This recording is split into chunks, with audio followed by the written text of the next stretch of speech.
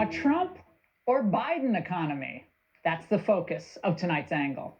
Now, the World Health Organization finally confirmed what we at the Ingram Angle have been telling you for months, that COVID lockdowns are horribly destructive, especially to the poor.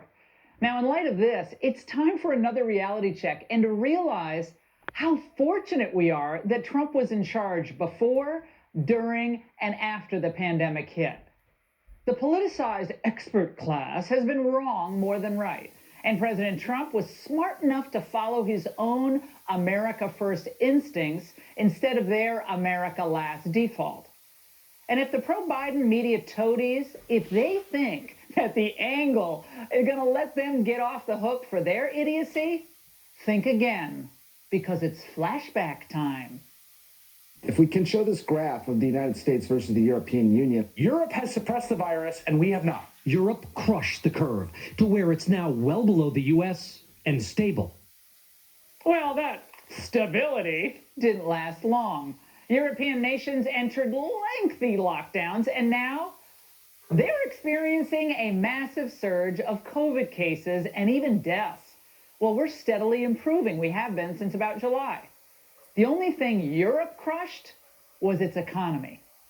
The IMF's new GDP loss projections vindicate Trump's pro-America story. As you can see, the U.S. beats every other G7 member nation in managing the COVID fallout. Had we listened to Team Biden, we'd look like the UK, France, or Italy. Total disasters. Look at those numbers. You can take them off the screen now. All right. Well, the Eurozone as a whole lost a whopping 8.3%.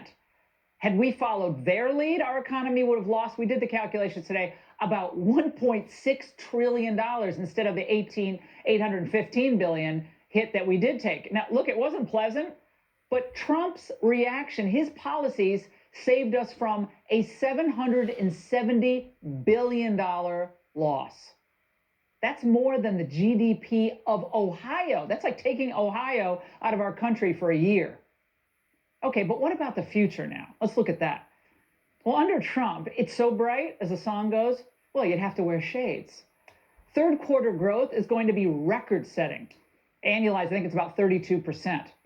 And it would have been even higher if the petty tyrants running the blue states weren't dragging their feet on reopening their economies. Hello, California.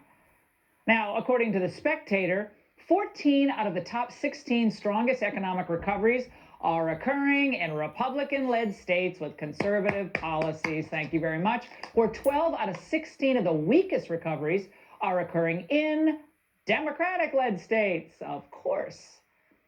Now, why doesn't the press ask Biden about any of this? Because they're acting as his comms team, that's why. Biden has no answer for any of this, God bless him, because there is no answer for this, and he's losing it. His lockdown, tax, and regulate approach to governance will lead us to financial ruin, people. He will punish success and reward failure. Now, the most persuasive case that Donald Trump and his surrogates can make for his reelection, it's the economic one. It really is. And he did this. He nailed this tonight in Pennsylvania.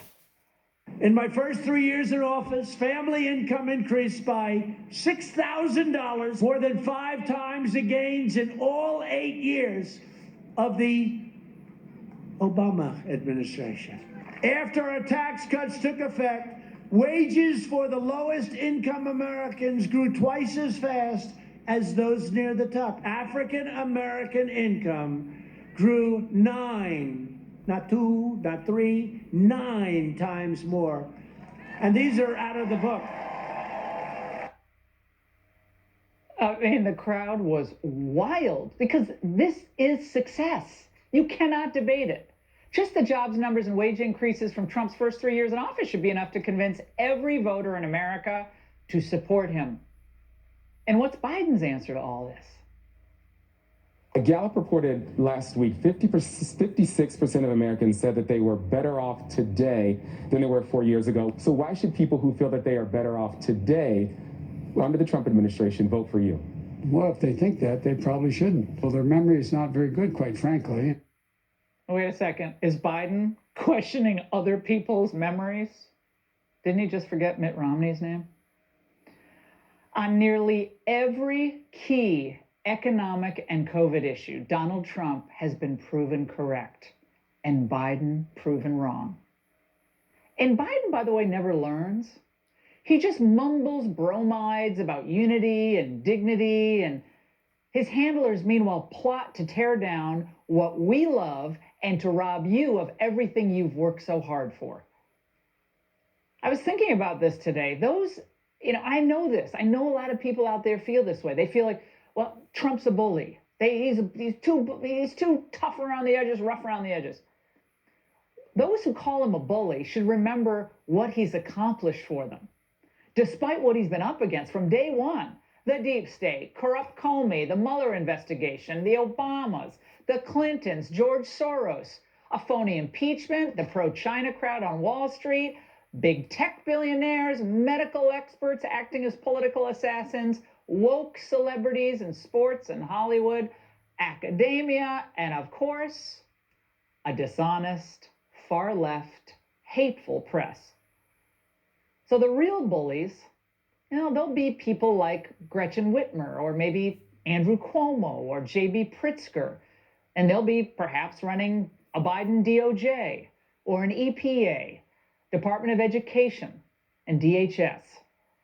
If Biden wins, you'll not only be pining for the good old days of record-setting wage growth, but for the fighter who, against all odds, achieved great things for America.